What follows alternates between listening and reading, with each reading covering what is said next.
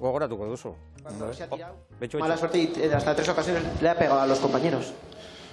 Bueno, euskeraz erantzungo dut, ez dut ulertzen hainbeste medixo hori kanpotar egonda, erderaz erantzun behar zeti zuri ez, badukuzue nik uste erantzunek erderaz jasoteko, euskeraz esan aldotzut, bai, eukio duguzela gure momentuk, eta pena bat izen da, bueno, txuto dugunin atezainik ditzu da, txarto txuto dugu. Gogoratzen duzu. Bai, ez que horregon zin hainbeste galdera, jokatu du Bartzelonan kontra eta, bueno, katalanez eta medixo nazionalak be bai, eta erderaz be galdera pilo bat indostien, eta orduan Euskal Telebistan txandi heldu zanin, erderaz, eta enaban ulertzen.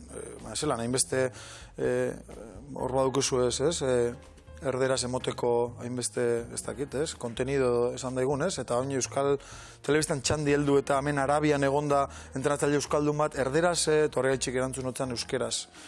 Bueno, ez dakit, nik uste hor gu badaukegule.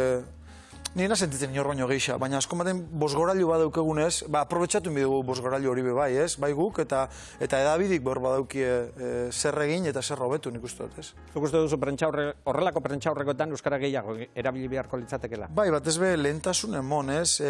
Jo, nik ez da, nik uste maute, nik izaten maztia, Claudio Landa, Claudio Landa, lehenengo etorreko jatena Euskaldune, Ieku eta Bizkaiera, hori torreko jate eta listo, eta hori da nire okuten irudixe zuganako, ez? Orduan, soso ondo indozu, nik hori irudixe eukitzeko, orduan. Nik usteot Euskarian ingurun geixen bidogune erabileri da. Euskarian aldena, eitzi hilakorik ez da, einen bidogu.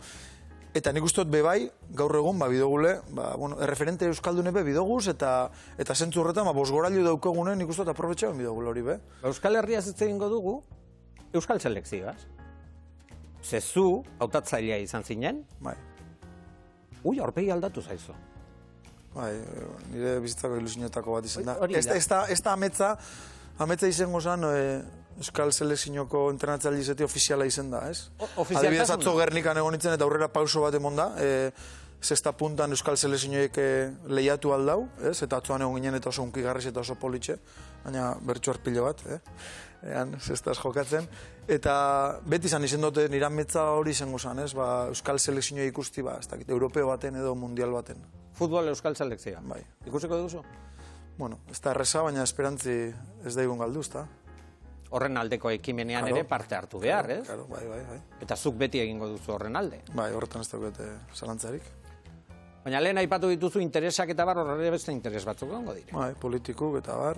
Nik ulertu oin adibez zestik lortu da bena, zestik daukez nabardura batzuk beste kirol batzut egual ezin dana edatu, ez? Baina, bueno, lehenengo pauso bat emonda. Bueno, ez da gitxi. Zer esan nahi duzu futbolean, zailagoa izango dela? Ba, askoz.